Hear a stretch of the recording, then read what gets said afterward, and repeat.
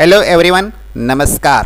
Today we are going to take lesson number 5, the 100 dressage. It is taken from first flight. Before you read, lesson की शुरुआत करने से पहले इसके बारे में देख लेते हैं कि ये लेसन किसके बारे में है. How do we judge the people around us?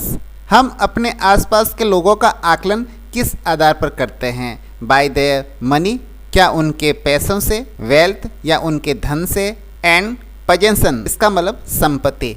उनके धन, उनकी संपत्ति या उनकी जायदाद के आधार पर आप किसके आधार पर उन लोगों के बारे में आप जज करते हैं? और is there something of more enduring value to took for in a person, या फिर कोई और स्थायी महत्व या उसके गुण के आधार पर आप इन लोगों को तलाशते हैं या उनको जज करते हैं. This story is a sensitive account of how a poor young girl is जज बाय हर क्लासमेट. ये एक ऐसी संवेदनशील कहानी है जिसके अंदर एक गरीब छोटी लड़की का आकलन उनके जो सहपाठी है, साथ पढ़ने वाले बच्चे किस प्रकार उसका आकलन करते हैं उसके आधार पर ये कहानी है. Wanda Petrick is a young Polish girl who goes to school other American children in an American town. Wanda Petroski Poland की एक छोटी सी लड़की है जो अमेरिका शहर में रहती हैं और अन्य अमेरिकी बच्चों के साथ वो विद्यालय में पढ़ती हैं, विद्यालय जाती है. These other children see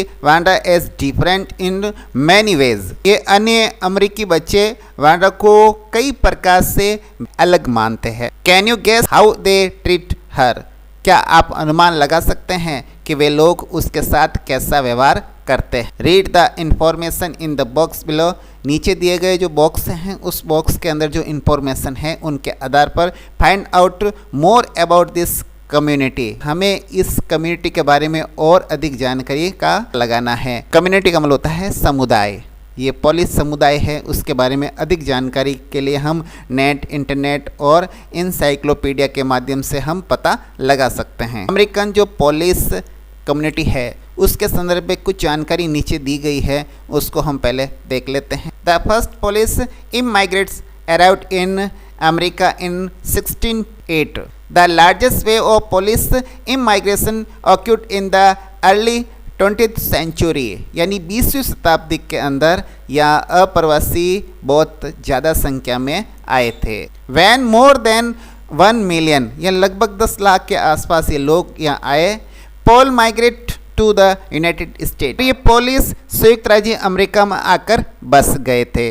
the Polish state did not exist at that time. Polish राज्य का उस समय कोई अस्तित्व नहीं था. Immigrates were classified according to their country of original rather than to ethnicity. और प्रवासियों को उनकी जाति के बजाय उनके मूल देश के अनुसार पहचाना जाता था. से वो किस प्रकार पहचाने जाते थे? They were identified as Russian Poles, German Poles and Australian Poles. उन्हें रूसी पोल्स, जर्मनी पोल्स और ऑस्ट्रियन पोल्स के रूप में पहचाना जाता था. One of the most notable Polish American communities is in Chicago and its suburbs. Polish American समुदाय की सर्वाधिक संख्या शिकागो तथा उसके जो उपनगर थे, सबस का मतलब होता है उपनगर, वहाँ पर रहती थी. So Chicago is sometime called the second largest Polish city in the world, next only to Warsaw. Poland की जो राजधानी वार्सा थी, वार्सा के बाद संसार का दूसरा सबसे बड़ा पोलिश की आबादी वाला शहर भी कहा जाता था. कैपिटल ऑफ पोलैंड, ये वार्सा है जो पोलैंड का कैपिटल यानी राजधानी थी. Polish American were sometimes discriminate against in the United State as were the Irish, Italian and Jews. Polish अमेरिकनों के साथ साथ संयुक्त राज्य अमेरिका में कभी कभी ऐसा भेदभाव किया जाता था जैसे कि आयरिशों, इटालियनों और यहूदियों के साथ होता था. यहाँ पर एक शब्द आया है डिस्क्रिमिनेटेड, जिसका मतलब होता है भेदभाव करना. According to the United States 2000 census, 6,67,414 American of age 5 years and older reported Polish as the language is spoken at home, which is about 1.4% of the people who speak language other than English, or 0.25% of the US population. संयुक्त राज्य की जो 2000 की जनगणना है, उन 2000 की जनगणना के अनुसार 5 वर्ष और उससे अधिक उम्र के जो लोग हैं वो 6,67,414 अमेरिकन लोग थे और वो सब पोलिश भाषा बोलने वाले थे। वहाँ की जो भाषा अंग्रेजी भाषा थी, उसके अलावा 1.4% लोग इस पोलिश भाषा को बोलते थे और ये संयुक्त राज्य की जनसंख्या का 0.25% था। ये तो जानकारी हुई पोलिश समुदाय यानी पोलिश कम्युनिटी के बारे में। अब आज का लेसन हम स्टार्ट करते हैं। टुडे मंडे, आज सोमवार है। Wanda Petronski was not in her seat. Wanda Petronski अपनी सीट पर नहीं है। But nobody, not even Peggy and Madeline, the girl who started all the fun, notice her absence. किंतु किसी ने भी ध्यान नहीं दिया, यहाँ तक कि पेगी और मैडलिन लड़कियां जिन्होंने ये मजाक आरंभ किया था, उन्होंने भी उसकी अनुपस्थिति, वांड्रा पेट्रोस्की की अनुपस्थिति पर किसी ने ध्यान नहीं दिया। Usually Wanda sat in the seat next to the last seat in the last row in room 13। आमतौर पर वांड्रा कमरा नंबर 13 में जो अंतिम कतार की यानी लाइन की आखिरी सीट से अगली वाली सीट पर बैठती थी। She sat in the corner of the room where the rough boy who did not make good marks sat. None of the room where there was most spilling of feet, most roars of laughter when anything funny was said, and dirt on the floor. और वो कमरे के उस कोने में बैठती थी जहाँ पर शरारती बच्चे बैठते थे जो अच्छे नंबर परीक्षा में नहीं लाते थे। कमरे का वो कोना ऐसा था जहाँ पर पैरों के जूतों की घिसने की आवाज़ तेज़ से आती थी, जहाँ पर कोई मजाक की बात कही जाती थी और हंसी मजाक के ठाके लगते थे, जहाँ पर जो फर्श था वो भी कीचड़ और धूल से सनावा रहता था। अब इस पैराग्राफ में आए जो हार्ड मीनिंग है उसको हम देख लेते हैं। इसमें कुछ हार्ड मीनिंग है, जैसे इवन, जिसका मतलब होता है यहाँ तक कि, स्टार्टेड ऑल द फन यानी मजाक शुरू करना या हास्य मजाक करना। नोटिस का मतलब होता है ध्यान देना। एब्सेंस का मतलब होता है अनुपस्थिति। यूजुअली का मतलब होता है अक्सर या आमतौर पर। नेक्स्ट का मतलब होता है आगे। रो का मतलब होता है कतार। यहाँ पर जो रब शब्द आया है, रब का अर्थ यहाँ पर लेंगे हम बदमाश लड़कों से। मेक का मतलब होता है बनाना, प्राप्त करना, गेन करना। और क्लपिंग ऑफ फिट, इसका मतलब होता है पैरों के रगड़ने की आवाज़ आना। और रोर का मतलब होता है ठाके लगाना। लाफ्टर का मतलब होता है हंसी। फनी का मतलब होता है हंसी मजाक। मड का मतलब होता है कीचड़।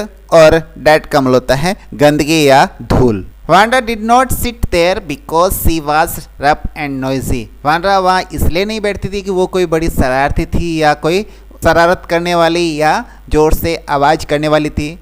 ऑन द कॉन्ट्रेरी, इसका मतलब होता है इसके विपरीत। She was very quiet and rarely said anything at all. इसके विपरीत वो बहुत ही शांत और शायद ही बहुत ज़्यादा बोलने वाली थी। And nobody had ever heard her laugh out loud, और किसी ने भी कभी उसे जोर से हंसते हुए नहीं सुना था। Sometimes the twist her mouth into A cracked sort of smile, और कभी कभी वो अपने सातिर प्रकार की मुस्कान के साथ मुंह को टेढ़ा मेढ़ा मोड़ लेती थी। बट दैट वाज ऑल, और लेकिन वो यही सब कुछ उसके लिए था। इस पेरे में आए मीनिंग। नॉइसी, इसका मतलब होता है शोर मचाने वाले। रेयरली का मतलब होता है मुश्किल से या हार्डली। ट्विस्ट का मतलब होता है टेढ़ा मेढ़ा मोड़ती थी। क्रुक साल्ट ऑफ स्माइल, इसका मतलब होता है सातिर प्रकार की मुस्कान। Nobody knew exactly why वांड्रा sat in that seat. कोई नहीं जानता था कि वांड्रा उस सीट पर क्यों बैठती थी। Unless it was because she came all the way from Boggins Heights and her feet were usually caked with dry mud. सिवाय इसके कि वो बॉगिन्स हाइट्स से पूरे रास्ते यानी वो पैदल चलकर आती थी और सामान्यतः उसके जो सूखी मिट्टी होती है ना, उससे उसके पैर सने रहते, यानी रेत से और सूखी मिट्टी से उसके पैर सने रहते थे। But no one really thought much about Wanda Petronski once she sat in the corner of the room. लेकिन जब वो वांड्रा पेटोस्की एक बार उस कमरे के कोने पर बैठ गई थी तो उसके बारे में दूसरे लोगों ने कभी इतना नहीं सोचा था कि वो उस कोने में क्यों बैठती थी। इस पैरे के अंदर आए हार्ड मीनिंग्स देख लेते हैं। जैसे आया है एग्जैक्टली यानी निश्चित रूप से, और अनलेस का मतलब होता है सिवाय इसके, ऑल द वे यानी पूरे रास्ते, CAKED केक का मतलब होता है सने हुए, कॉर्नर यानी कोना, और रूम यानी कमरा। बाकी स्पेलिंग आपको आती हैं। चलते हैं नेक्स्ट पैरा की ओर। The time when they thought about Wanda was outside of the school hours. जब उन लोगों का वांडा के प्रति ध्यान जाता था तब तक स्कूल की क्या हो जाती थी, छुट्टी हो जाती, यानी स्कूल के बाहर उन लोगों का वांडा के प्रति ध्यान जाता था। एट नून टाइम यानी दोपहर के समय, when they were coming back to school और in the morning early before school began. या तो उन लोगों का ध्यान स्कूल समाप्त होने के बाद के समय, या फिर दोपहर के समय, या फिर वापस जाते समय, या फिर सुबह के समय, या स्कूल शुरू होने से पहले उनका ध्यान उसकी तरफ जाता था। When groups of 2 or 3 or even more would be talking and laughing on their way to the school yard। जब वे 2 या 3 या इससे अधिक बच्चों के समूह में स्कूल के प्रांगण में या रास्ते में या बीच में कहीं पर भी उसको हंसते हुए देखते थे, वांड्रा की तरफ हंसते थे और देखते हुए जाते थे, तब उनका ध्यान उसकी तरफ जाता था। Then sometimes they waited for वांड्रा to have fun with her। और तब कभी कभी वे वांडा का इंतजार करते थे और उसके साथ मजाक करते थे, यानी उसकी मजाक उड़ाते थे। अब इसमें कुछ हार्ड मीनिंग है वो देख लेते हैं। जैसे सबसे पहले आउटसाइड का मतलब होता है बाहर की तरफ, यानी पूरा शब्द ले लेते हैं साथ में, आउटसाइड ऑफ स्कूल यानी स्कूल के बाहर। नून टाइम का मतलब दोपहर का समय होता है। और इसके अलावा मीनिंग आई है अर्ली यानी पहले। यार्ड का मतलब होता है अहाता, ऑन द वे यानी रास्ता। ग्रुप्स का मतलब होता है समूह। टॉकिंग का मतलब होता है बातें करना। लाफिंग का मतलब होता है हंसना। वेटेड का मतलब होता है इंतजार करना। और एक शब्द है फन विथ हर यानी उसके साथ मजाक करना। अब चलते हैं नेक्स्ट पैरा की ओर।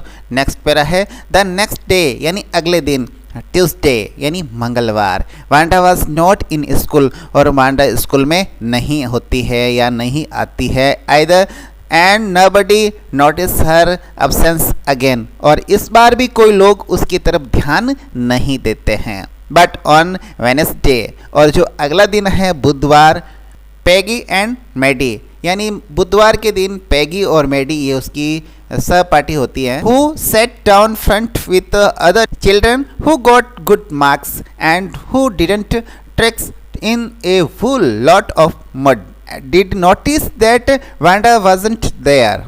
पैगी और मैडी जो दूसरे बच्चों के साथ आगे बैठती थी और वे अच्छे अंक भी लाती थी, वे जो चलकर बहुत सारी मिट्टी के निशान नहीं बनाती, यानी उनके पैरों पर किसी प्रकार का मिट्टी वगैरह निशान नहीं होता था, नई मिट्टी लगी हुई होती थी, ने ध्यान दिया कि वांडा आज भी नहीं है। वांडा की अनुपस्थिति पर इन दोनों बच्चियों का ध्यान गया।